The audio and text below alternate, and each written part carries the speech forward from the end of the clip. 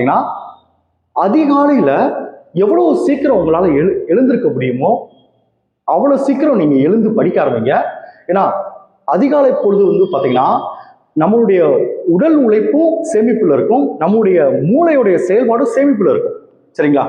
நாள் ஃபுல்லாக நம்ம வேலை பார்த்துட்டு கடைசியில் உட்காந்து படிச்சோன்னா நம்மளோட உடல் உழைப்பும் வேலையில் கொடுத்துருப்போம், நம்முடைய மூளையோடைய செயல்பாடும் வேலையில் கொடுத்துருப்போம்.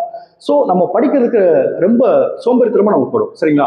ஸோ படிக்கிறதுக்கு சிறந்த டைம் வந்து பார்த்தீங்கன்னா அதிகாலை பொழுது தான். இப்போ பார்த்தீங்கன்னா என்னையை பொறுத்தளவுக்கு பார்த்தீங்கன்னா எனக்கு வந்து அதிகாலையில் எழுந்திருக்கிற பழக்கமே எனக்கு கிடையாது. அது நான் வருத்தமாகவே சொல்கிறேன். அந்த பழக்கத்தை நான் வளர்த்துக்கவே இல்லை. இப்போ நான் அதை நினச்சி மனசு கஷ்டப்படுறேன். நம்ம ஏன் அந்த அதிகாலை பொழுது அந்த டயத்தை வந்து நம்ம ஏன் பயன்படுத்தலை அப்படின்னு சொல்லி நான் வருத்தப்படுறேன்.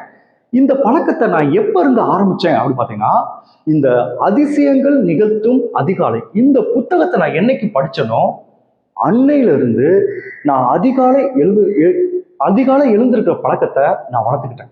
ஆக்சுவலாக இந்த புத்தகத்தை வந்து எனக்கு நல்லா ஞாபகம் இருக்கு. சனிக்கிழமை படித்தேன் நான் நினைக்கிறேன்.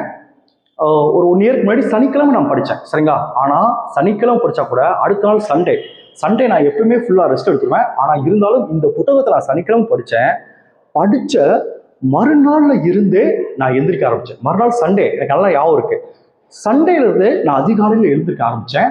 அப்படி அதிகாலையில் எந்திரிக்கும் போது இந்த புத்தகத்தில் என்ன சொல்கிறாங்க பார்த்தீங்கன்னா எது உங்களுக்கு முக்கியமான விஷயமோ அந்த நாளில் நீங்கள் செய்ய வேண்டிய முக்கியமான விஷயம் என்னவோ அதை ஃபஸ்ட்டு அந்த அதிகாலை பொழுதுலேயே முடிச்சிருக்க.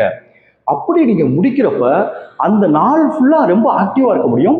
அந்த நாள் ஃபுல்லாக நமக்கு பதட்டம் இருக்காது. ஏன்னா முக்கியமான வேலையை முடிச்சிட்டோம். இந்த வேலையை முடிக்கலன்னா நமக்கு பாதிப்பு ஏற்படும் அப்படின்ற தெரிஞ்சுக்கிட்டு அந்த வேலையை முடிச்சிட்டேன்.